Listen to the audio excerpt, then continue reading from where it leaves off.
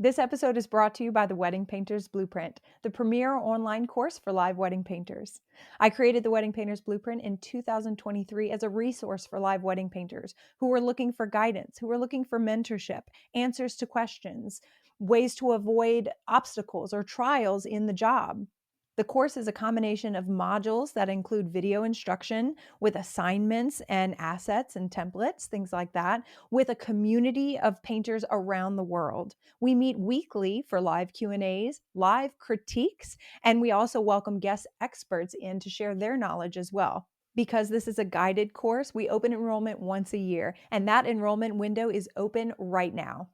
Doors to the Wedding Painter's Blueprint open on February 18th and close at midnight on February 27th.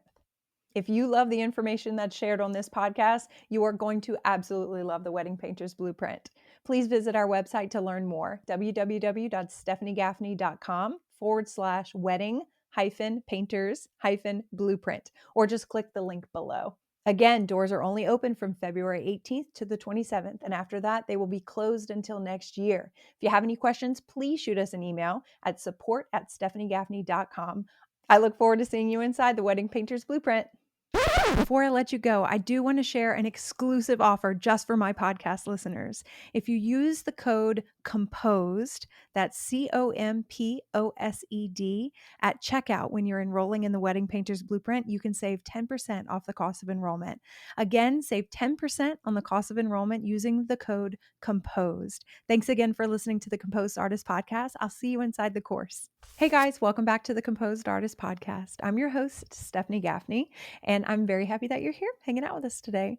We are wrapping up enrollment for the Wedding Painter's Blueprint 2025 this week. Enrollment will close on the 27th of February at midnight. So don't wait. Doors will be closed for the rest of the year. And I want to mention that we've had this course open since 2023. I created it and launched it in 2023.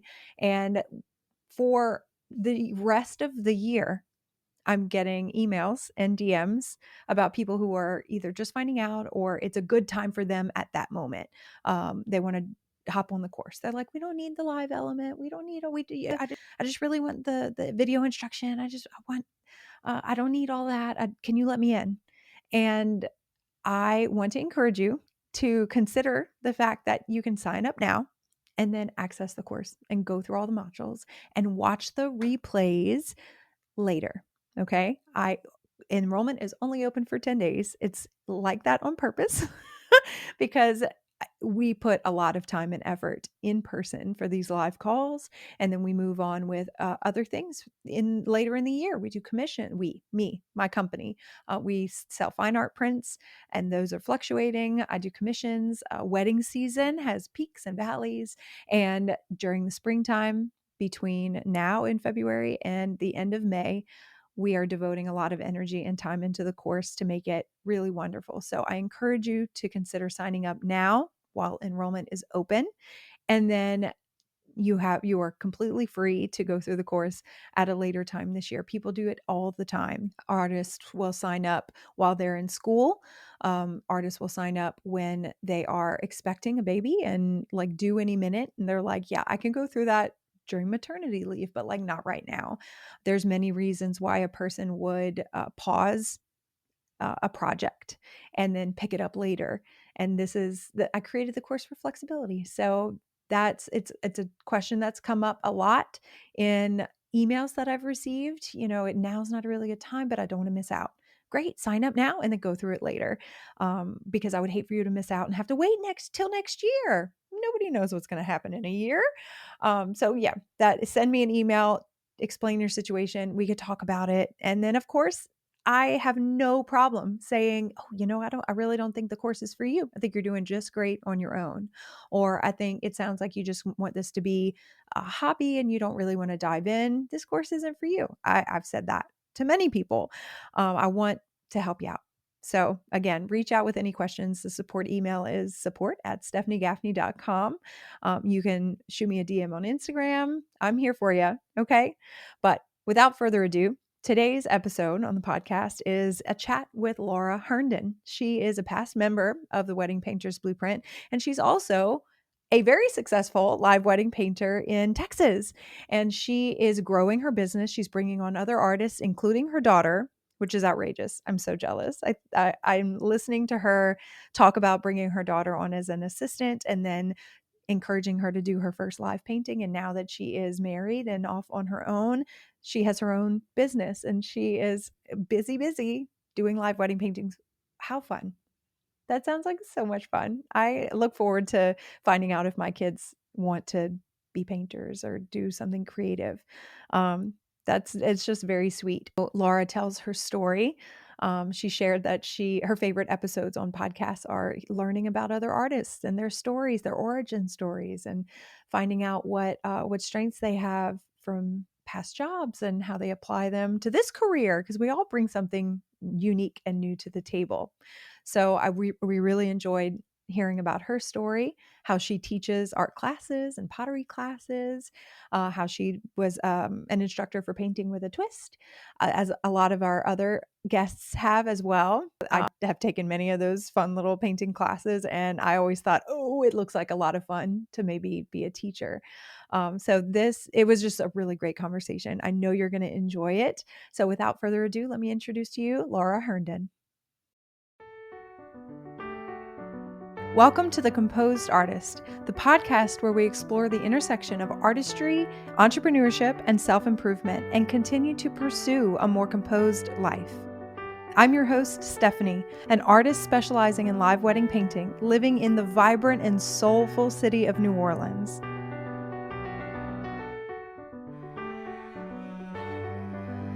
Over the past decade, my job has taken me all over the world, meeting and creating art in front of thousands of people, and has allowed me to create a colorful life for myself and my family. Now, I help other artists build confidence, develop their techniques, and fall in love with the art of live wedding painting. I invite you to join us for inspiring stories of creative journeys, practical tips for running a successful art business, and honest conversations about the joys and challenges of running a studio and being a parent.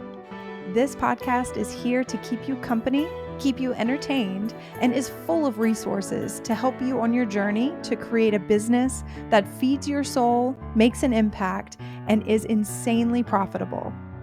The Composed Artist is the podcast for the bold, creative, passionate, and genuine artist. Let's get started. Did you have some coffee or some water or something? I have some water. It's in a giant Stanley. Drink some water. Bring some. I always have to start. I feel like I don't want to get dry because I get nervous and then I'm like, my mouth is dry, like. Yeah. Or like your eye, one eye will start watering. Like or a lot like of times, twitching or something. Yeah. When you're recording, when I started this podcast, and I've told this story so many times, I was like, I could do a podcast. I could hide in my closet and record in my pajamas and just kind of be like Delilah on the radio and, just do like that. And then we decided, it'd be really good to be able to use little clips and little, nuggets of wisdom and little funny stories like on Facebook, like, how you watch these little videos. Yeah. And I was like, oh no, that means I have to look at a camera and, be present. And so, yeah. And so it's just all the little things, your eye twitching, your throat just always getting dry and parched and, you roll with it. Right. Whatever. It's fun. I'm glad I'm not the only one. I know, right?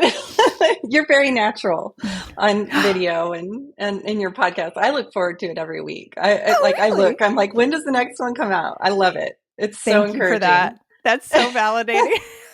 You think if like 5 people could listen, or, I know like these friends will listen, but it's so fun to see comments on YouTube or things like that, where people that I've never heard of that are not following me on Instagram, they literally just found it on YouTube. They're like, oh, this is great. Oh, this is so good. Such good information and things like that. Like, that's kind of like, right. You're just like, oh my gosh, you heard it. That's always really fun. Yeah, it's very informative and very every week I'm like, oh, you feel like you've got a buddy, like I got a buddy in this adventure that we're on. What are some of the episodes that that pique your interest, that you like, that you go for? whether it's my Oh, podcast or other people's. okay. What was the guy's name? It was Aaron.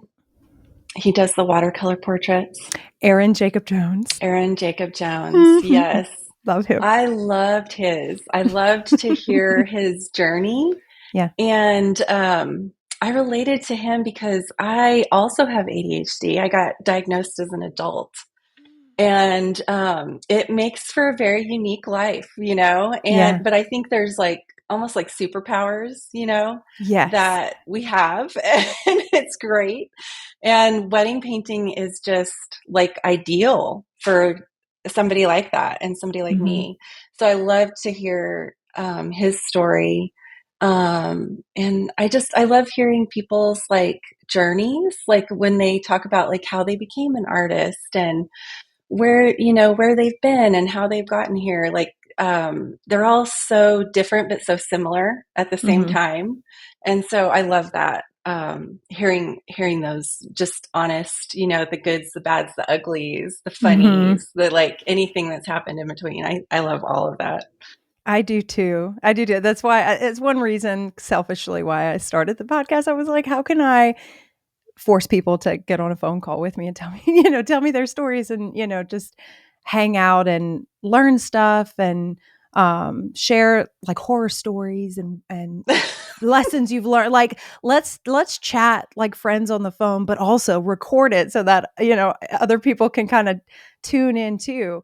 That's a really good segue for my very first Yes. question. Okay, I would great. I'm ready. love, Laura. I'm so glad that you're here. I'm so glad that you went through the course and that you are killing it, and that you even had time to be on the podcast. So I want you to introduce yourself to the audience and then Yes. tell us your story. Yeah, absolutely. I'm Laura Herndon. I'm located out of San Antonio, Texas. And I've been a wedding painter since 2018, I guess. And I took Stephanie's class, the first class. I was like one of the first members. It came out just at a perfect time for me, and I've really grown. I used to be booked by another agency, but now I am doing the business on my own with my daughter, who is also a wedding painter in Dallas, and I'm just really, really enjoying it. And so, yeah, I was basically I was raised in a really creative home, and we always were singing and doing art projects and doing plays and all sorts of things. And so I was just telling Stephanie, my mom is also an artist. She does wonderful oil painting portraits. And so most of like what I learned with art came from her, and I really look up to her. And so she taught me all of that kind of stuff. I got married really young. I was 18 years old when I got married. And my husband and I, we've known each other since we were 15 and 16. So we've been married almost 20, I guess it'll be 27 years in October. So we have, Congratulations. yeah, thank you. Thank you. And we have 3 kids, and it's been a great journey. But I didn't start my art career until really late in my life. I would kind of dabble with art, and I would, do paintings and stuff, but I was kind of a perfectionist. So I Mhm. really wouldn't show people, and I was really shy about it. And I homeschool my kids. And so I would teach homeschool art classes sometimes. And I think it was in 20, like 14, my husband lost his job, and we moved to San Antonio to look for another job. And it was a scary time in our lives because I had been a stay-at-home mom for 7 years with my kids. And I thought, boy, what do I know how to do? And pretty much it was like, well, I know how to do art. And so I started looking for a job that I could do in the art industry. And I didn't have my degree. That was one thing I kind of regret. Like, I wish I could have gone to school for my degree, but I digress. Mhm. And so when he lost his job, I started looking and I found an evening position that was part-time at a paint and sip place. I don't know if I could say the name of it. Can I say the name of it on here? I'm sure. Um, Unless you're about to talk some smack, maybe not. it was painting with a twist, Yeah. and they It's a were right popular down. one. Yeah, they were right down the road from where I lived, Mhm. and I started working there, and I was so nervous. I was so nervous. I would sweat. My hands would sweat. Oh my gosh. But I loved that job. I taught there for like 4 years, and it was so fun. And I got to get over my anxiety with doing art. It was like, you had to get up on stage, you had to tell jokes, you had to go fast and take care of everybody and do Mhm. customer service. And so that really kind of helped us financially because, when my husband got his job, he was making less than what he was making before. And we just kind of would tag team with the kids. So that was really formative in my being able to paint in front of people Mhm. and not be so nervous and not take so much time and be okay with making mistakes and like fixing them and all that. So, a friend that I worked with there, her name is Natalie Pfeiffer, and she's actually a wedding artist here in Texas as well. She said, we were working there together, and she said, have you ever heard of wedding painting? And this was probably 2018, somewhere around there, 2017. And I said, no, what is that? And she got online and she showed me, I think it was Kelly Boyette at the time Yeah. out of New Orleans. She's awesome. Yes, yes. So she basically showed me her work, and I was like, wow, that's amazing. But Mhm. I don't know if Yeah. that's for me. I don't know if that's like my deal, but that's really cool. So anyway, my friend Natalie ended up painting at a friend of hers wedding. And then when Natalie got married, I actually ended up going and painting for her at her wedding. And that was my first introduction to live wedding painting. And I had a blast. It was so fun. And I totally winged it Yeah. and did not know the process at all. Um, and it was just so fun. And I really enjoyed myself. And so she had some photographers there who approached me and her and said, what would y'all think about helping us start a live wedding painting business here in San Antonio?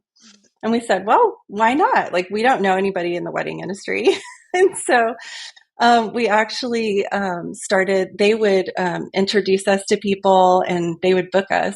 And then we would do the paintings. And so Oh. yeah. And it was, it was a lot of learning. I did it part time. I got to go to a lot of weddings. It was fun. It was a good time. But after 4 years, I started to want to do things my way and take more ownership of it. Mhm. And I wanted to serve my clients better. And it was right around the time when your class was coming out. And I thought, I don't know anything about business at all. Like, so what am I going to, how would I run my own business as a wedding painter? And so I ended up saying, it's been great, guys, but it's time for me to move on, which was a scary step. It was very Yeah. scary. But then I started doing the business on my own and I took your class and I had such a good time with learning in your class that it Yay. gave me the confidence to be able to start my own business doing a wedding painting business on Mhm. my own. So I've been doing that now for the last couple of years and my daughter has joined me. She used to Mhm. assist me at every wedding. She would like come and assist me and she would also help me teach at Painting with a Twist. She would come and assist me there. Yeah. And she learned a lot and her first wedding painting, it's an interesting story. Do you want to hear this one? Absolutely. Okay. So there was a groom who had hired me to paint a wedding and he was so excited and he wanted to get a painting of his bride and her father walking down the aisle together. Oh my God. And they were going to do this outdoor wedding and it was so beautiful. And there was a big oak tree that he wanted to have in it. And it was going to be lovely. And the weekend of the wedding, it was raining and stormy and really just bad weather. And so I called him and I said, do do you still want to do this scene walking outside, or do you want to do an inside scene? Because are they going to have to move the wedding indoors? And he said, well, this is just really what she wants. So I really, even if we don't get to do this outdoor ceremony, we still want that as our painting. Mm-hmm. And so I said, okay, we can do that. So we're there at the venue, and it's still just really bad weather. And finally, the planner just says, no, we're calling it. We're bringing everything inside. Mm-hmm. And I talked to my daughter and I said, hey, what do you think if you do like an indoor scene for them? And I'll do this outdoor scene for them.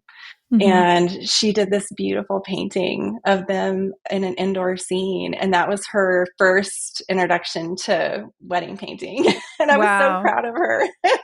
And so they actually ended up getting two paintings. Yeah.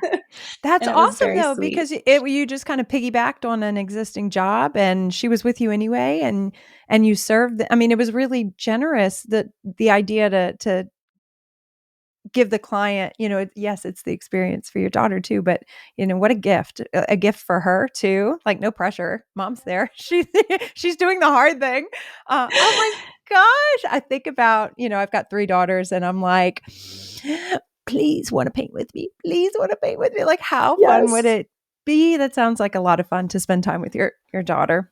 I love it. Oh, she's amazing. So Yeah, did I she pick really it miss up her. and start like painting with you at the jobs more frequently, or did you start kind of like sending her off to her own jobs? How did it grow from there? Yes, yes. She had learned a lot from me. Like I said, we did a lot of classes and we would paint together and we'd go do plein air painting together, all Mhm. sorts of things. So yeah, she from there she just started doing wedding paintings when she could, and she practiced a lot. Mhm. And she was also a student, so she didn't have as much time to put into Sure. it. Mhm. And then she went off to college. That was really, really hard because we have so much in common. It was really hard to let her go, and it was like, okay, you're going to go start your life now. But I was very honored because she wanted to continue doing wedding paintings while she was in college. And that just made my mama heart really happy. Yeah. And she loves teaching. Like her and we just have a passion for teaching kids and teaching others about what we're learning about. And so she's just amazing. Her name's Mara Erisman. And she lives in Longview, but she's like kind of Tyler, Dallas, Northeast Texas area. Okay. That she does those up there. But yeah, she just and I've talked with her recently, and I said, you don't have to be a wedding painter just because I'm a wedding painter. And she's Yeah. like, I know, but she's like, I am really loving this. She's like, I love serving the clients. I love getting to give them something special. Mhm. And that's just a really beautiful, wonderful thing. So Yeah. yeah, and my boys are really creative too. I don't know if they'll do like wedding painting, but they definitely, they'll come and they'll help me set up. And my youngest does like comic strips and stuff like that. And Oh, so fun. yeah, it's a lot of fun. That's so great. So Yeah, you had the gift of growing up in a creative household.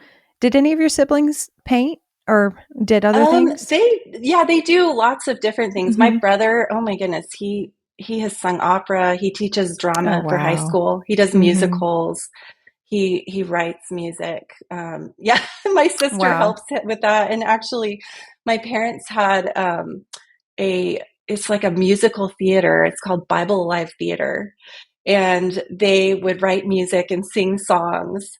And my sister actually helps run that, and then my brother sings songs for that. So yeah, just a very creative family. And the funny Wow. thing is, Mara married a guy who literally, his name's Ryan. He went and took a portrait class so he could learn how to do art like her, and he's Wow. actually super creative too. So now I have a creative son-in-law, and it's great. I tell people like you can have art in all aspects of your Yeah. life. You don't have to be Mhm. an artist. You can just live a creative life. Yeah. Ugh. How how sweet. How sweet. I'm the only one. That's another reason why I kind of have been taking artists under my wings and like creating this space for us to have these conversations about art and creativity and running creative businesses. It's because I'm all alone in this world, one of seven, the only one of seven who can draw or paint or, has that kind of creative desire and talent. And then my kids like to color. They're like 5 and under, so we'll see. But yeah. Oh, I think about that a lot. I think about fostering relationships in your family and within your friend group, and being able to be a good listener and be a good friend for others who are creative, because like you're the painter, but it sounds like everyone else in your family is in like theater and performance art and singing and stuff like that. So you're still the oddball I know. I'm still out. the oddball out. Oh my Yeah, it's gosh. Can true. you Did you sing? ever have anybody that I do. I sing a little. I'm Of not very course good you at do. memorizing lyrics, but I love to sing too. Live wedding painters. Have you taken a minute to evaluate your business yet? Have you started to think about next year yet? As this year comes to a close, it's important for each of us to take a moment and reflect. Did you hit the goals you set for yourself? Did you set goals at the beginning of the year at all? Was there any clarity in your vision for your creative business, or have you just been hanging on for the ride? Now, imagine starting next year with a clear plan, a year where you're building a stellar portfolio and booking dream weddings, showing up with confidence, and taking bold steps toward your career goals. That's exactly what my goal setting workbook is here to help you achieve. Created for the members of my online course, The Wedding Painter's Blueprint, the Goal Setting Workbook is more than just a place to jot down ideas. It is your roadmap to success for the year ahead. With guided evaluations, you'll identify your unique personal and professional challenges. You'll address physical and psychological elements that might be holding you back. And you will set clear, achievable goals and map out the steps to reach them so you can turn your vision into reality. This workbook is free to download and print so you can physically write down your goals. It includes tools to help you track your growth and adjust as needed, and will actually help you take vague dreams and turn them into concrete plans, and turn those plans into real success. Next year doesn't have to feel uncertain.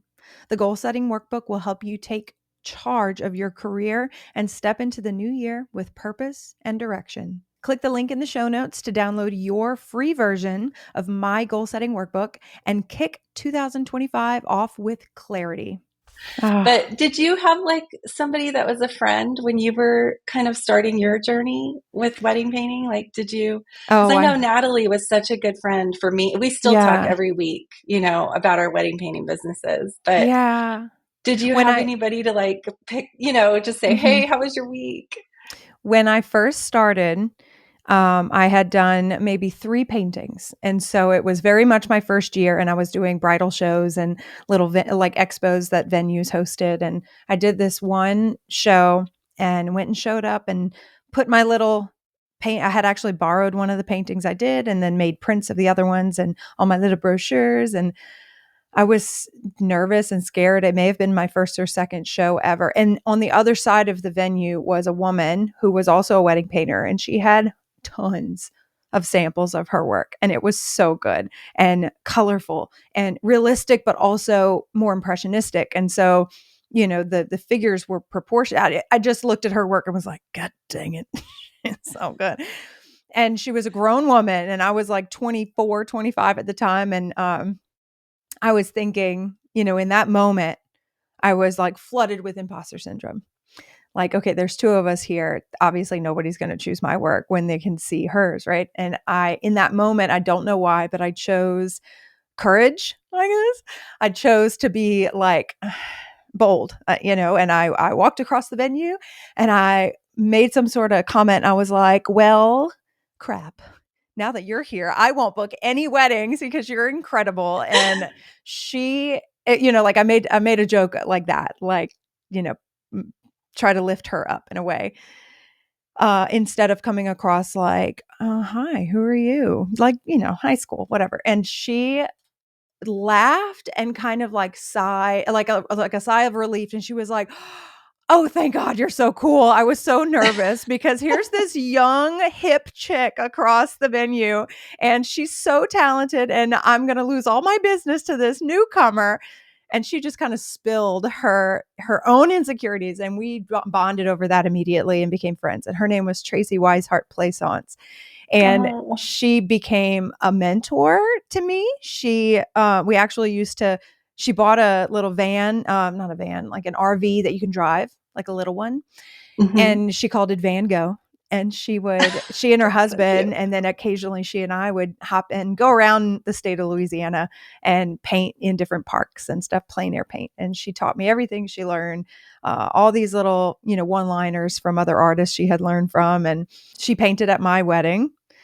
We became very good friends. We were friends for maybe 3 years, and then she painted at my wedding. And then 2 months after my wedding, she and her husband went on a trip of a lifetime to was it Italy? I think it was Italy. It was either France or Italy. I can't remember now. But while she was there, she had a grand mal seizure, and then discovered that she had this Oh. brain tumor. And so she fought brain cancer for 2 years and then passed away. So I Mm. have the painting that she did for me at my wedding, and I have all of our memories. And she was my friend and mentor at the beginning, very Oh, start of my career. that's so sweet. That She makes me was the cry. one who, she used to do this thing because she was a little older, and so well, at the time I was 25, but she must have been like 48 or 49. So, to me, she was all wise and all knowing. And she, as people do, it had like ups and downs with her husband. And she used to tell me, oh, I was at that wedding last night, and they were doing their little first dance, and they were like 20 something, and they were so in love. And I was just thinking, oh, you just wait. So, like being a little, A little burnt out. a little bitter, like, oh, he's nice now, oh, he's cute now, just so, but like made me laugh. And she was just so generous with her time. Like, she would actually get on the phone or like meet up with me, and I was this young little thing, and I had so much to learn. And yeah, she was just so generous. And immediately we broke the ice, and any sense of like com- competition, any sense of jealousy, any sense of hoarding your market kind of thing. We immediately broke through that. And that was instrumental in my attitude about the whole industry. Long story short, yeah, I did have a friend. Her name was Tracy, and she's amazing. And I remember and miss her. Oh, I love that. That is so Yeah. inspiring. Like I just, yeah, that's so inspiring to me. I have Mhm. two high school students right now that, had come to me and said, I'm really interested in doing wedding painting someday. And I said, well, So I fun. don't know everything, but I'll teach you, I'll Yeah. teach you what I know. Yeah. And that's such an inspiring story to like encourage you to, give back to the next Hmm. generation, that, because I hear so many stories. I don't know if you hear this too, where people say, oh, I don't like art. You hear that all the time, or I can't do art. And then you say, Mm-hmm. hey, did you have did you have a bad art teacher? Like, Mm. did you Yeah. have you asked them this question? Because I asked them this question, and they always say, as a matter of fact, yeah, I had this, art teacher who was really critical, or, Mm-hmm. didn't make me Mm-hmm. feel good or whatever. And I'm like, that's so unfortunate because, everybody's creative in their own way, and they Mm-hmm. need to be encouraged in that, whatever they can do, even if it's, because I think back to my first wedding paintings, and they were rough, they were pretty Yeah. rough. I love how you had posted one time your pictures of your first wedding paintings. And I was like, Mm-hmm. oh, that's awesome. She's so Yeah. transparent, you know? Yeah. Yeah. And, Uh-huh. but some of these new ones, I mean, they're producing really beautiful artwork. And I know Mm-hmm. here in Texas, like, there's such a high demand here, like there's no need to be competitive Yeah, because it's huge. it's Mhm, the market here is so huge, and we just don't even have enough people. So like in this area, we know all the wedding painters, mhm. and like we just kind of refer to each other because, certain dates fill up, and, Yeah, things come up with your kids that you have to go do or whatever. And so yeah, it's a really, there's no need to, but it's good to share. It's good to share your it knowledge. is, So because it comes yeah. back, like you said, like, it definitely comes back around. You think, "Oh," maybe I'm the only one, or what if I'm the only one sharing referrals? But like you said, when a date books up, what you're gonna do, you can't, you're like, cancel and take the better job. And so what you want to send referrals, you want to help people, you want to help the clients. First of all, you don't want to Right. say, sorry, I can't be there. Bye. So there's always, there should be anyway, for me, it's kind of a natural thing. I'm so sorry I can't be there, but here are 10 people. I bet one of them is available. And I mean, they're vetted. They're like friends of mine. I know them. I know their portfolio. I know their business practices. Go check them Yes. out. You may end up choosing an artist with a completely different style, for because you didn't know about them before or whatever. It's just, it comes and goes, like Yes. you're able to pass referrals. And then also people send me referrals all the, I get inquiries. Do you get inquiries where they're like, I love your work. So and so, I reached out to so and so first. They were unavailable and they recommended you. And I actually really love your work and things like that, but they'll name drop. They'll say, so and so sent you my way. And I'm like, get out Yes. of town. Thank you. Love And it. it's so nice. Yeah. Yeah. And Hmm. it's like you say, like, I don't ever want to have a client that, like, I want them to be happy with their artists. Like, Yeah. and so, like, if we're visiting and I'm like, I don't like, I wouldn't tell them, I don't think I'm a good fit, but Hmm. I want them to have an artist that kind of fits what they're looking for, because I've Hmm. had people, I had one person one time, they called and they sent me a picture of Alex Harvey's paintings Hmm. and they were like, can you do this? And I was Hmm. like, no, I Nope. can't. He's amazing. Yeah. He's absolutely amazing. But I was like, I can't like, here's my portfolio. Yeah. Like, look at this. If you like it, then I would love to do a painting for you. But like, if you're wanting his style, you should definitely reach out to him. Yeah. And I think I ran into somebody recently that said there's another artist very similar to him in South America. And I can't In remember what the South guy's name America. was, Oh, great. but the same There's kind of another like that artist. expressive. Yeah, there's another artist who paints very impasto style, very heavy, thick with palette knives. Her name is Denise Hopkins, and she's located in Bay St. Louis, I believe, but she is a New Orleans artist. She comes to New Orleans a lot, and she and Alex have very similar styles. And so, just a heads up to you and anyone listening: if you look up Alex Harvey, Harvie, and then Denise Hopkins, both of them in the New Orleans area, you'll know what I'm talking about. Very heavy impasto style, very kind of fun gestural figurative work, not realistic at all, very kind of warped perspective. Who else? Dirk Gidry is in Lafayette. These are all like South Louisiana people that I know and recommend all the time, but that's just kind of it's a unique style. And these are the people that I know that if a client reaches out asking for that style, I'm like, I love that style, obsessed. I can't do it. I don't even Exactly. know if I could do that in the studio. Like it would take months of study. It would take a lot of practice for me to replicate the style and understand the layering and the color choices and like that's a style that's been developed. Go hire one of them. Yes. You're going to love it. Don't come to me. Yes, So I love that exactly. you do the same thing. Owning your style. I bet you learned that the hard way, huh? I bet you tried You because, know, I at a point in your life, you're like, yeah, I'll do it. I'll give it a try because you're trying to book those jobs.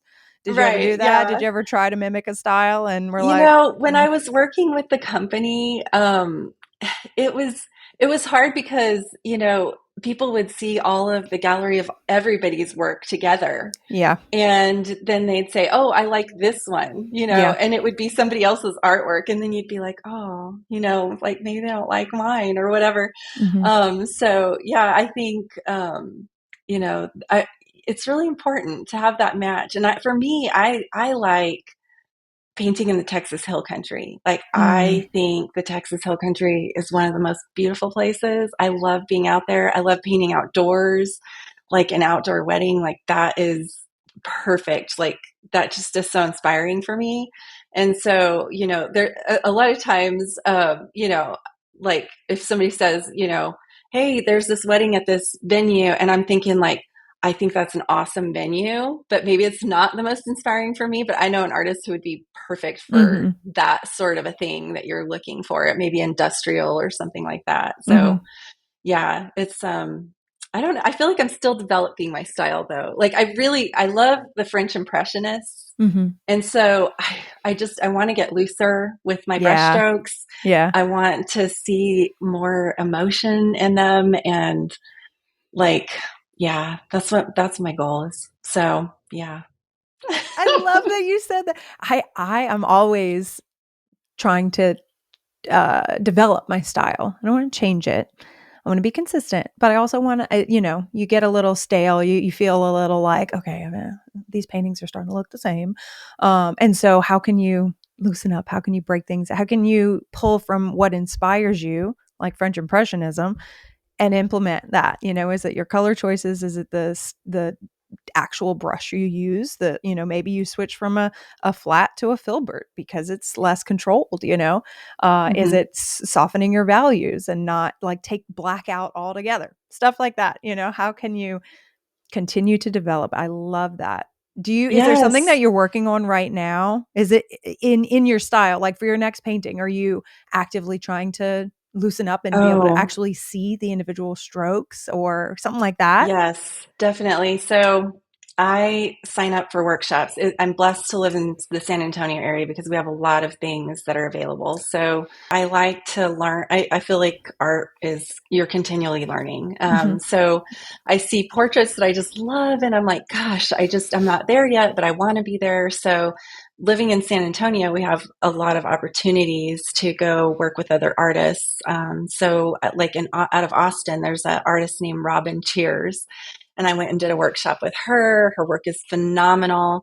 And then there is the Copini Academy of Fine Arts here, and they do classes. And I used to go on Fridays and do a portrait class with them. And I would just be sitting in the class painting. And there's Hmm. like all these other artists that have been artists for like over 40 years. And they come every Friday and they paint a portrait of a new person every Friday. Wow. So that's, I try to stay in practice and be continually learning. And so my goal is that I want the wedding paintings to be something that somebody wants to have on their wall for forever. Hmm. That maybe grandkids find someday and they say, oh, that's, grandma and grandpa, and they were at this place, and there was something special. Or so yeah, that's my goal, is to just, I want to make something really special for people. So I always want to be developing that. And I'm hopeful. I do offer more abstracted backgrounds with portraits. And I haven't had any takers yet, but I would love to do an abstracted background on a wedding painting sometime. Yeah.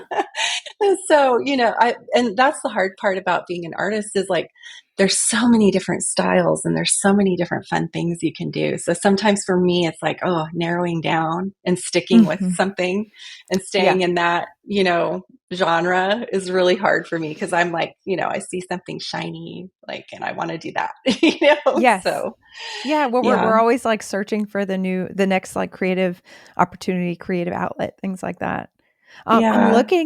I'm so excited that we are filming this. I know I was kind of complaining about it earlier, but I'm excited because I'm looking behind you at your studio, and it looks Yeah. like you have work. Anybody listening on Spotify, hop on over to YouTube and check out the video, because behind Laura is her garage studio, and I'm seeing wedding paintings on the wall. I'm seeing table easels. So it looks like you teach classes. I'm seeing a pottery wheel. What's going on in Yes. there? What all do you do in your studio? Well, once a week I teach a homeschool high school art class. And so my students are actually going to be coming in today. And yeah, I love pottery. So before Christmas, we learned all about pottery. We did Mhm. Pottery 101, and they got to throw on the wheel and build things, and they got to fire and glaze and all that good stuff. And then the last few weeks, we've been learning about acrylic painting. So, and color theory, which I'm a hard teacher. Like, I literally threw these kids in. I'm like, okay, here's your primary colors, and you're going to make your painting out of these three colors. So I made them like make a color palette and everything. So Yeah. yeah, it's a lot of fun. And then yeah, the wedding paintings, they're going really good. My husband put up pegboard everywhere in my studio because I said, I just don't like having all the paintings stacked everywhere. And the Mhm. pegboard is awesome because I can put up all the paintings and kind of look at them and work them as I need to. And then I can have several up at the same time and be working on different ones. And It's great. I love it. I like to have a little Yeah. space that I can work in. I don't blame you. I'm so jealous about I've got about half the space that it looks like you have, and it's full. It's past filling up. We are stepping over boxes in here. But it looks like an inspiring space. But I'm looking at the Oh, paintings thank on the you. wall, and I'm seeing a lot of outdoor scenery, and you had just mentioned wanting to be inspired by the work that you do and trying to do work that your clients want and are asking for, but also, things like push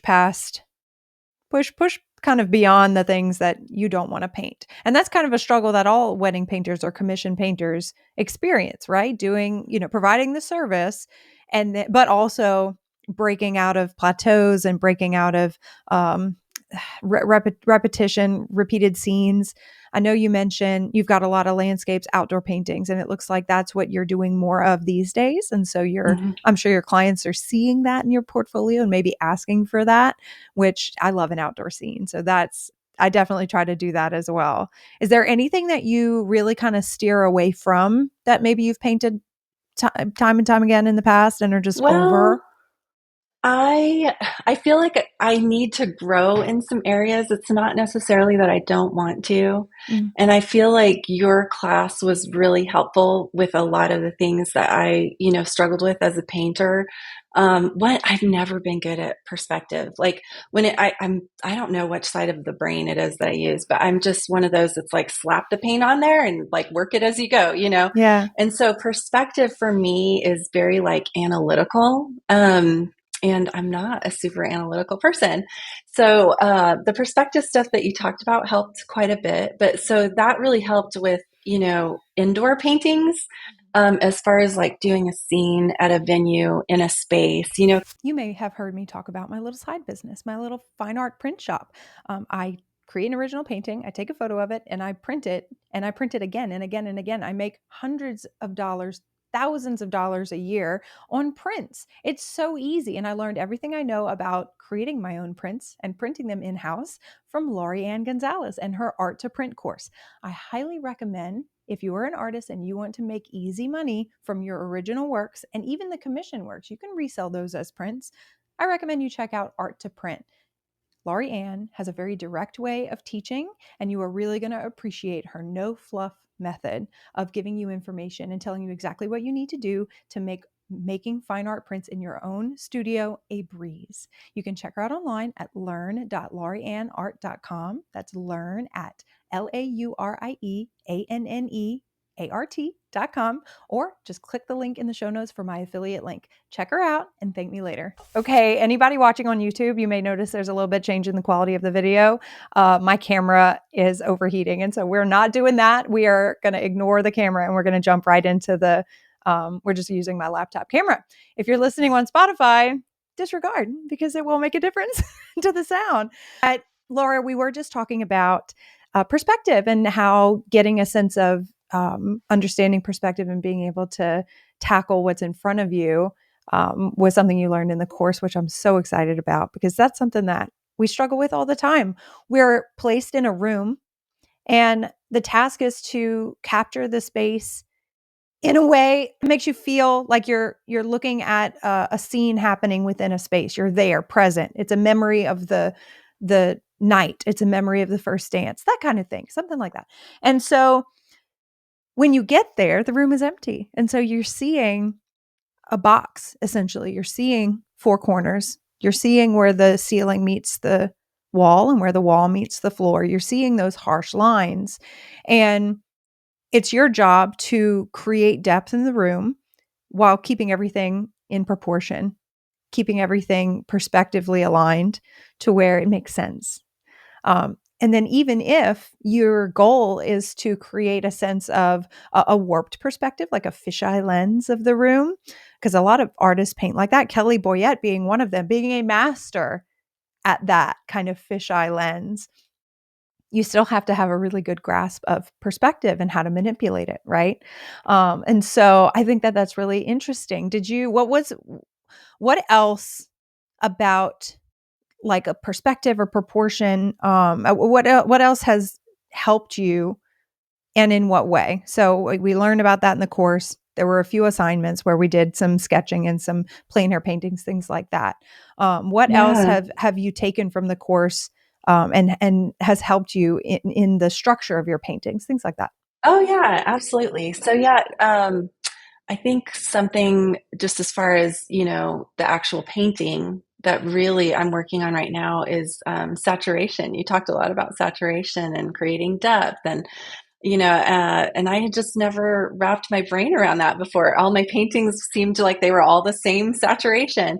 I'm really working to show that in my paintings right now and to create the atmosphere with the colors, because like I was saying, if you are in a room, sometimes the actual colors that are there, if you were to take a photo, they're just not that impressive. And so you want to give that feel in your painting while at the same time, giving like that's the room, that's the Yeah. flowers, that's the what's going on, the feelings that are there. Yeah. So yeah, the practical application of the actual, like, hey, this is how I approach the paintings. Yeah. Here's how these other artists approach the paintings. Now take what you've learned and go apply it, and kind of figure out what your own style is. So that was really good. And you talked a lot about like, just being brave. But I think the biggest part for me was the business aspect. So the back end of the business, setting up the correct business structure, taking care of your financials, how you handle, talking to planners and how you handle being at luxury venues and the type of service that people are expecting. I think all of that, I just thought your program was so elevated. It was so, it was done so professionally. It was so informative. And it really gave, you get a sense of how you run your business. And then, and I think the encouragement too, to find, the niche that you like and that, Yeah. that you kind of find that niche, and it doesn't always have to be luxury. It could be, country weddings or something like that. Yeah. And so I think all of that stuff was really good. I was really surprised with how much content you had in the Yeah. in the course, and you're still adding some because like I wanted to join last year's, but my daughter was getting married. We were planning stuff. It was just a crazy. So I was able to join in on a few things, but I wasn't able to join in on as much as I would have liked. But I want to try and join this year because Mhm. I know you're going to be talking a lot about the oil painting, Yeah. and I'm just falling in love with oil paints right now. So I'm super excited. What kind of content are you going to have this year? Are you adding more content? Yes. So I told myself that I was going to be an exclusive oil painter for at least a year, so that before I created instructional content, I share all. I mean, any questions, if anybody's like, "How do you do this?" I'll show them, or I'll send a voice message. Like I'm always just answering questions and saying, here's how you do it. Here's how you do like this. Think about this. Use this medium. Use this paint. Whatever. But in terms of like creating something that's like, okay, guys, I'm an expert and here's how I do it. I really wanted to get a full year. I mean, that's fair, right?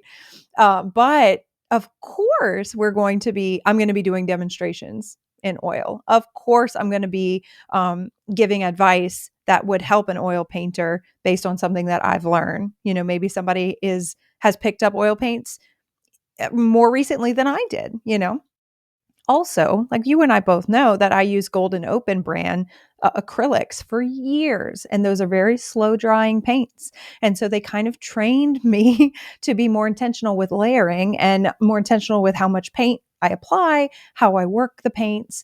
So it was a really good stepping stone between like heavy body acrylics and then oil paints, and then the mediums that use linseed oil, things like that, things that slow the drying time even further.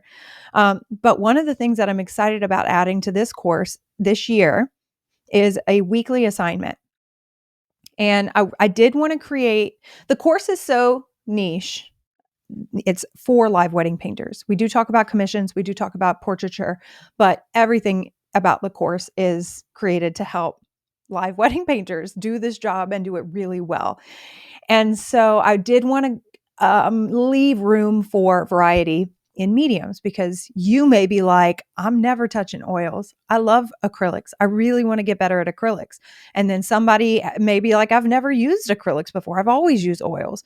You can still apply the same techniques, and you can still bring a lot of the same materials and do the job in a very similar manner. There's a lot of similarities, even though you're using different materials. So we do talk about that and kind of maintain a sense of, here, I'm going to use oils for this demo, but use what you want. I'm going to use acrylics. I created, here's me creating an entire wedding, because that's one of the modules, is kind of a shadowing experience. I filmed me painting at a wedding in real time. And so you see every stroke that I make, and then kind of a voiceover instruction and voiceover, here's what I was thinking when I mixed those colors. So to answer your question, one of the elements that we added this year was a weekly assignment. And there's so much going on in the course. There's so much to do and to keep up with. And the live calls, it's very dense. It's very, while you can go through it at your own pace, there's a lot to go through. And so I didn't want to overwhelm with too much. So these little assignments, they provide the opportunity for, it's a little painting, okay, using the same reference photo. So with the intention of it being a study. So for example, there's a photo of a couple holding hands like this, okay? And this is a pose that we see a lot and often just kind of, I don't want to say ignore, because obviously you have to paint them, but we don't really pay attention to how we're doing it so much because it's not the most important part of the painting. Usually it's the faces or those roses that are in the foreground. Usually we spend more time on that, and we kind of ignore the consideration of form in this kind of pose. And so it'll give everyone the opportunity to paint the same reference photo and in their own medium, but also understanding the form a little better. And then it just is an excuse to practice something that you may not have intentionally set aside to do either in the studio or live at the wedding. And I think that we all grow as artists when we do figurative work, when we do gesture sketches. Like we talk about that a lot. We talk about painting little faces really quickly. We talk about paint your spouse, paint your child, paint somebody at a coffee shop, because that's the practice. That's time and practice put in that will help you further develop your skill. But when was the last time you painted holding hands just for practice? So that's something that I've added to the course I'm very excited about. And I will be doing it in oils because that's what I use. And I'll be able to talk about my experience and talk about the decisions that I made in that effort. But, if you use acrylics and you want to do the study in acrylics, go for it. Knock yourself out. Like painting with those two mediums are similar enough to where we can put them up on the wall and critique them and talk about the decisions that you made. So that's the thing that I'm most excited about adding to the course this year. That's so awesome. I hope you join us and then get your oil painting practice I in. am definitely, I've got it on the calendar already because I get so much out of it every time. Oh, and the groups. Oh my gosh. Like the groups are a lot of fun. I know the first year I had, Catherine Rose Catherine Viscardi. I think that's her last name. Mm-hmm. Yeah. And she was in my group, and her work is so beautiful and phenomenal. And she was so helpful in so many things. And I just loved getting to meet all the other artists and talk to them. Hey, how was your week? What are you working on this week? What are your ideas? Did you run into any problems? And we would all just kind of put in together, hey, I have an idea about this, or have you tried that? That was really, really good. Really enjoyed those things. So yeah, I'm really looking forward to it. I can't wait for it to start. It's going to be great. And I know it always kind of coincides when the weddings get going, but I'm I just take what I'm learning in the class and apply it to the wedding paintings that I'm doing. So yeah, I'm excited. Oh, yeah. I'm so excited. I'm excited for you to join us again because you've gone through the course. And since you've gone through the course, you've built a very successful business and it's growing. You're bringing on team members. You've completely lost your daughter to her own independent She's career. amazing. I wanted to Yeah. ask how has your life changed? Because you do still teach, and you still feel that part of your teacher soul. But how has your life changed since taking on live wedding paintings? You know, I never really I wasn't encouraged to go to art school because it was really expensive, and I was always told you can't make a living as an artist. And I've listened to the podcast, and I know this is like a recurring theme where people say you can't, and you can't make a living as an artist, and the starving artist thing, And I think I always loved art, always from the time I was a little kid. And I dreamed about being an artist, and I thought, how would you actually make that work? Yeah. And so, like, to be able to be an artist now and feel like I can do what I love and actually make a living at it and serve others and just love on others through that is Mm. just, I feel like it's the biggest blessing. And I'm so thankful to God for that because Yeah. I just, I never would have thought that that was possible. And, like it's been a really good journey, and I'm excited to see where it goes. And yeah, I mean, you know I'm not like wanting a big team or anything like that. I My main thing is I want the people that I work with to like love art and love people and Hmm. like want to serve people through their abilities, and um, I met a friend recently he's joining my team. His name is Charles Ingram, and he's been an artist in San Antonio since he was in 7th grade, and I think he's in his 60s now. So, but he's so encouraging, and so it's been so wonderful, and we're just on the same page with the way we believe about art and serving Yeah. people.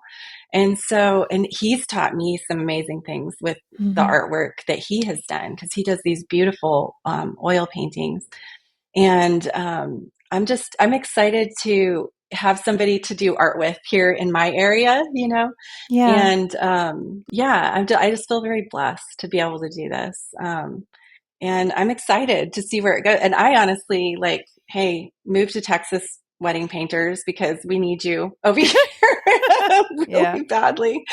And so, it's exciting to see where the industry is going to go. And like, I kind of I want everybody to be able to have a wedding painting, even if it's Yeah. just, a little small watercolor, something that you can remember. Like, I love to see that it's becoming more of a thing, like it seems like it started on the East Coast and the West Coast and kind of came in. Yeah.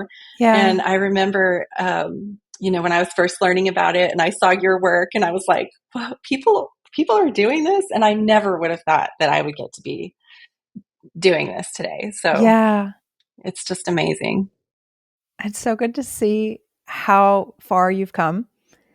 Because when I remember when we first had our first like mentoring session, when you took the first course, you were just leaving the group you were with before. And there were a lot of question marks, and there was a lot of like, I don't know anything about business. And, I know I could do the job, but like, do I have enough confidence in myself to do it, to promote myself independently? That takes a lot of strength and a lot of courage. And even when you have evidence that you're skilled and talented, which you did, other than the advice to move to Texas and join that market, what do you really want emerging live wedding painters to know about the job or about the industry or about what they're getting themselves into? I would say just, find, well, I have this saying, and I love this saying, and it's called, it's basically risk a glorious failure, you know? And obviously you don't want to fail at somebody's wedding, but, if you're interested in becoming a wedding painter, find a friend, ask them if you can go to their wedding and try to paint for them. Or, is there a photo from their wedding that you might be able to practice, and find a mentor. Like what you were saying, most artists are pretty willing to share their expertise and knowledge on things. The ones that are, nice and go, try it. And also don't be afraid of the business aspect. I never, I didn't like math. I didn't like business stuff. But the weird thing is, now that I'm doing it consistently, I really enjoy that stuff. I'm kind of Mhm. enjoying some of the administrative things. I love talking to people on the phone and having client consultations with them and organizing things. And I'm really finding these things that I was afraid of before, that I'm actually enjoying them. And so don't be afraid to try those things and do them. And then also just do something every day, like do one or two things a day, and that'll build that momentum, where Yeah. it kind of builds on itself and you finally, get things to where they're kind of running on their own. Yeah. Um, so yeah, and use the gifts that God has given you, because all of us are created so differently and so unique, and we all have something to offer. So That's yeah, beautiful advice. You're absolutely right. Is that something you tell your students? I hope so. I try and encourage them. I just say, even if you don't become an artist, there's so many ways that you can use art and creativity in life, in Yeah. whatever it is that God has for you in your life and what you want to do. So, Amen. I love it. That's a wonderful message, because creatives are sensitive souls like we are. mhm. We pour our heart into the things that we make, and we take criticism, and we take even what we think someone would think or say. We take it very seriously, and we take it to heart. Um, and it can be very lonely, because you're creating things by yourself and you're experiencing all these emotions and thoughts during the process, but it's usually, by yourself in your own home, your own bedroom, your own studio, and then taking a step forward and putting that process out in public in the form of like live painting, whether you're like sketching at a coffee shop or you've got a paid gig to paint at a 200-person event. It takes a lot of courage. And I know even for me, I've been doing this for 10 years. It still takes a lot of courage, and because it's still vulnerable every single time. And so I love being a part of that journey for other artists. I love seeing other people like yourself who have that desire to share and encourage and uplift. And I'm so grateful. I'm grateful to you for doing that for other artists, for sure, but grateful to you for sharing your story and experience on this podcast with my listeners. Um, I know that Thank you for people having are going to me. love this. Oh, you're so welcome. Where can Yeah. people see your work? Where can people learn more about you? So texasweddingpainting.com.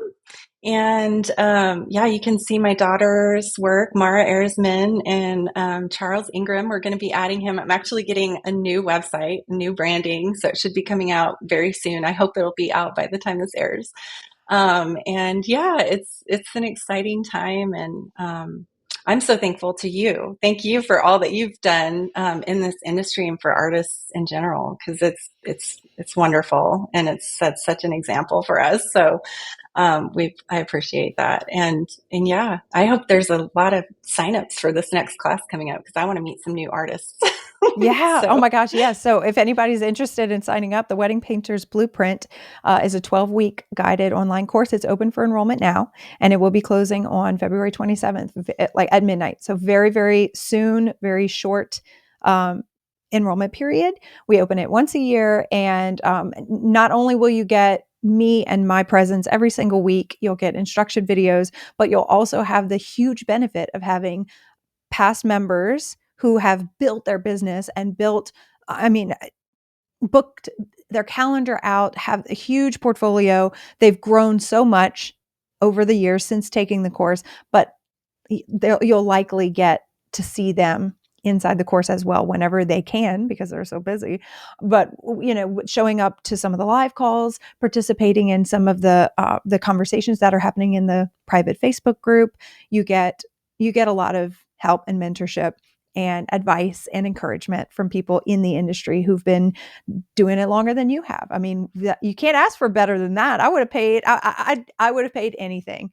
I would have given anything to have that sort of opportunity when I was first getting started. In fact, I do remember the very first group that we started. I started live painting in 2015. The very first Facebook group that I joined I started it in 2020 because a lot of us were kind of DMing each other on Instagram, like, how are you handling this? What's going on? And then we were like, we got to get this out of Instagram DM. There's too many people. So we started Facebook groups, and now there are countless Facebook groups for artists and live wedding painters, and including the one that we have exclusively within the course.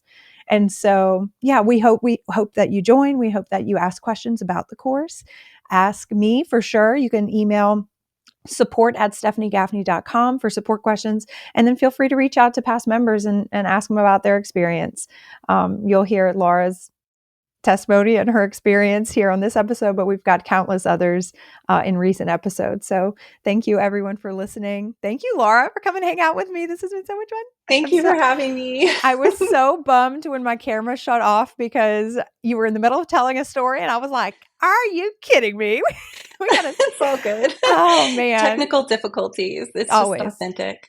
Yeah, that's life. It shows that it proves that we're not, robots, and we're actually real. That and all the other, hilarious stories and, things that happen. So thank you again for being here. You're the best. Thanks, Stephanie, for having me. All right. Have fun at your class today. Thank you. I do. It's like the highlight of my week. So I can't wait to see my students. The best. All right. Talk to you soon. Right. Bye. Bye. Thank you for tuning in and joining us on this journey of artistic exploration, entrepreneurial growth, and personal development. Remember, you have the power to create a life that is both fulfilled and balanced. If you enjoyed today's podcast, please subscribe to The Composed Artist on Spotify, Apple Podcasts, and YouTube. And don't forget to leave us a review. Your feedback means the world to us and helps us reach more creatives like you. Until next time, keep creating, keep dreaming, and keep pursuing that composed life. You got this.